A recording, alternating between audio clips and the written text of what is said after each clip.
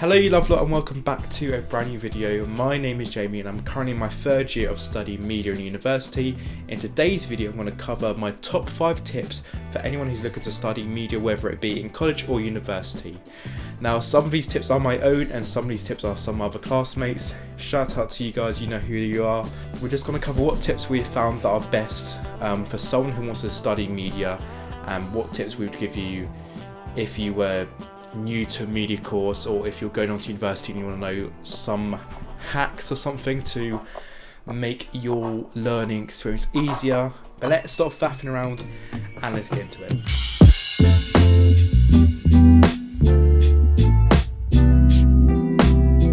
Right, so the first one is make connections. Now connections are vital, I will tell you, within the media industry. The media industry is all about not what you know, but who you know. So our best tip is to network when you can. If there's an opportunity to network with someone, we highly recommend that you do it straight away and as much as you can. The more people you have networked with, the more opportunities you have, the more people you can ask to help, the more advice you can get. It really does make it easier for you in the long run, in the short run, and when you do need help on projects. So on projects, creative bubbles are such a nice thing to have in college and university.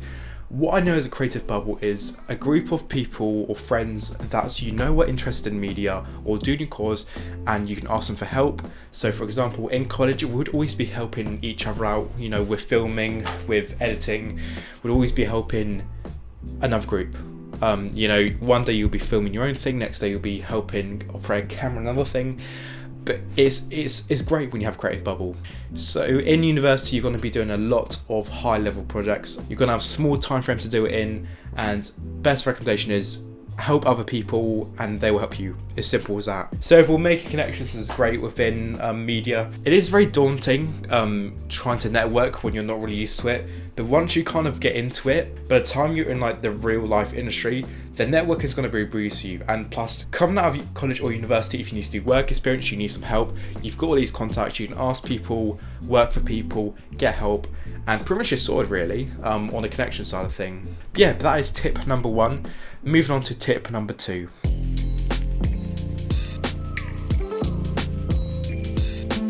So tip number 2, this could be an obvious one, I don't know, but some people didn't actually think about this one. But create a media in your spare time. Now this one, I cannot emphasize how vital it is.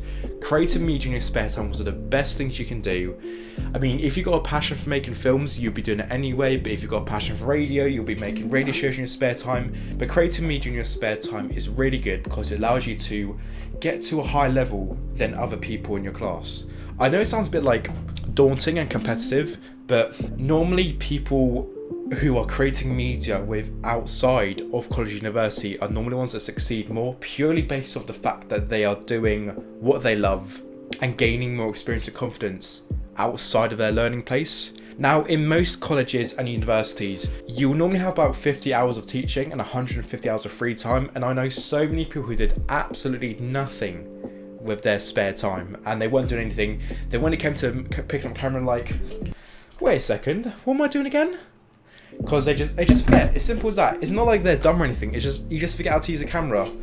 For some people, I think. But yeah, but obviously confidence. You know how to use equipment. You're going to be like higher level compared to everyone else. And when you come to learning stuff in university, you'll be like, hey, guess what?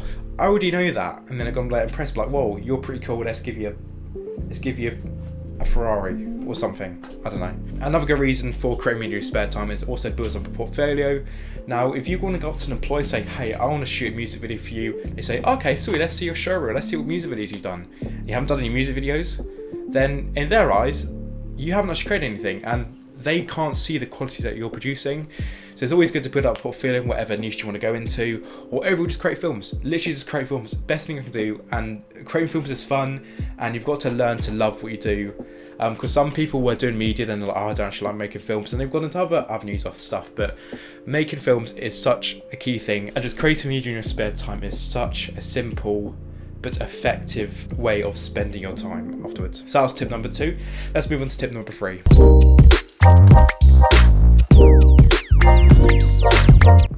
Tip number 3 is linked to tip number 2.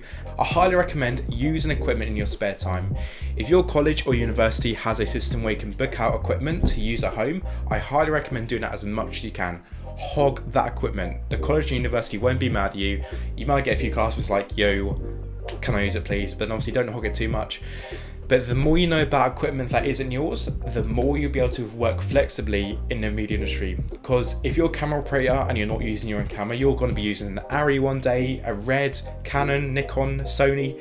You're going to be using all types of cameras. So it's always good to get knowledge and build up confidence on different pieces of equipment, because that is what's going to allow you to be above other people, and you're more likely to get hired as well. The more experience you have equipment, the more likely you're going to get hired. Because in the media industry, they want people who are good with what they want people who are good at what they do. And if you're a good camera operator, good sound artist, and you've got proof of that, then they'll be like, right, we need him or her. Another thing with creating media is a lot of people do spend a lot of time setting up. Now, I know it seems like a simple thing, but setting up like a camera rig or camera lights, if you don't know what you're doing, can take up to an hour, and that's one less hour that you've got to spend on making your project.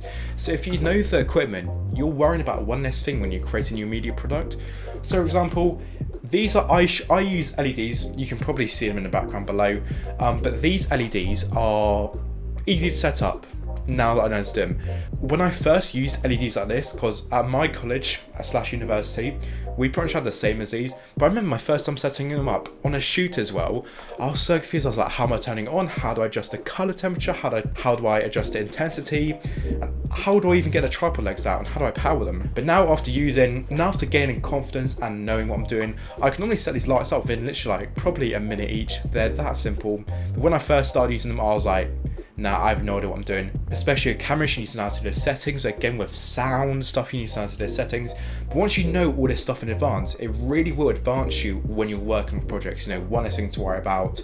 And it just shows professionalism, because if you know what you're doing, people won't question you. But if you don't know what you're doing, people will question your professionalism and question how experienced you. Because if you turn up the camera, if you turn up to a set and you don't know how to use that camera, you're going to get booted off. It's savage, but you'll just get fired on the spot. It's as simple as that.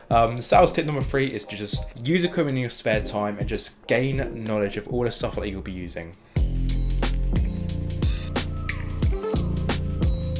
Right, so this tip number 4. This tip is specifically aimed towards kind of the more college side of things, because I made this mistake all the damn time in college. But it's simple. Bring spare batteries and bring spare memory cards. Now it seems so simple, and why do you need to bring that? Well, spare batteries is simple. If you run out of charge and you're in the middle of the forest, what are we gonna do? If your camera dies, if your microphone dies, if your monitor dies, gimbal dies, you're kind of screwed if you don't have a spare battery, because you're gonna be the awkward person like, hey guys, I know we've been shooting for a whole day now, but I've kind of run out of battery, so can we stop today and just continue tomorrow? Yeah, your college mates will not be happy with that. But batteries, have too many batteries, I can see, because you're never going to regret bringing too many batteries, where you're always going to regret not bringing enough batteries, because you don't want to be like one person set it's like, hey guys, ran out of charge, and then everyone's going to hate you. Well, maybe not, but yeah. But in university, I've still made this mistake, so it also applies to university students as well. Because still, as a university student, I've seen many people do it, and even I do it quite a lot, is I forget about batteries and spare cards on university shoots. But it's taken me a long time to realize, I'd rather bring too much than too little, essentially. SD cards. Now, always have, I honestly think in university or college, you need to have at least like 4 SD cards of like class 4s and class 10s. Class 4s, which are classes of SD cards, Class 4s are mainly for audio recorders, so normally you can't use a Class 10 on one, and using a Class 4 and a 4K camera, it normally just can't handle it. And have them in different sizes, because trust me, you will not regret not having an SD card in your college or university. So when you're filming in your college or university, if you're the person that doesn't have an SD card, like similar to the batteries, and you need to go say, hey, can I borrow your SD card? You're going to struggle a lot, because unless your college provide SD cards, it's going to be a really tough time filming if you have no data storage as well. And when you have all these SD cards, you're going to have people come up to you like, hey, can I borrow your SD card? And you're like, yeah, I brought yours, have you? And then you're going to be laughing at them, because they didn't bring their SD card, but you did. Especially, there have been times where we've been at shoots, like we've paid for a location, like over, I won't say how much, but it's been a lot of money, and we've got to be like, shit, I haven't got an SD card. And then you're screwed. Because you spend all this money for a location and you don't have anything to record on, so you got to record for the whole day shoot, and then you're screwed, basically. So bring SD cards and bring batteries and just bring too much. There is never too much to bring on a film shoot. It's as simple as that. So that was number 4. Let's move on to tip number 5 now. Again, similar to number 4, check everything, including documentation. Check everything before the night of your shoot. Make sure you've got everything double, triple, quadruple prepare yourself. Again, don't forget anything, especially documentation, because if you're in college, you'll probably know this bit as well as university. But if you're just starting out, we use things called talent release forms, and talent release forms basically gives you permission to use an actor or extra or anyone who's in the film motorbike. It's them giving you permission to be in your film, essentially, or your documentary, wherever you're filming. If you don't have a talent release form with their signature on it, they haven't given you permission.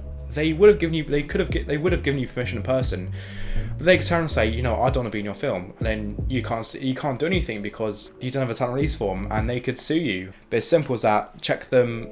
Talent release forms are so important, especially when you're shooting someone you may not know. If you're shooting with like a friend, obviously you'll still worry about it, but it's not going to be the end of the world. But if you're shooting a paid actor where you've paid them, they can still turn and say, hey, I don't want to be in this, and then they can still take the money and not be in it. And trust me, documentation you will be relying on throughout your day of filming. You'll be looking at your shot list, your storyboards, your locations, your risk assessment. Importantly as well, obviously safety is very important. Especially with these times in COVID-19, you need to make sure we've got our COVID safety list to make sure everyone on set is, moving about. But yeah, that's pretty much it. So for number 5, it's just check everything, including documentation, and make sure you're focusing on those talent release forms. But yeah, that is my top 5 tips for anyone who's looking to go into creative media film at college or university level. I hope you guys did enjoy the video. If you do want to see more content from me in the future, please do click that subscribe button below, and please do leave a comment below on any tips or advice that you have. I'm sure there's so much more tips and advice out there in the world. But I hope you guys did enjoy the video. Smash that like button below, turn those notifications on, and I'll see you in the next one. Have a good day and peace.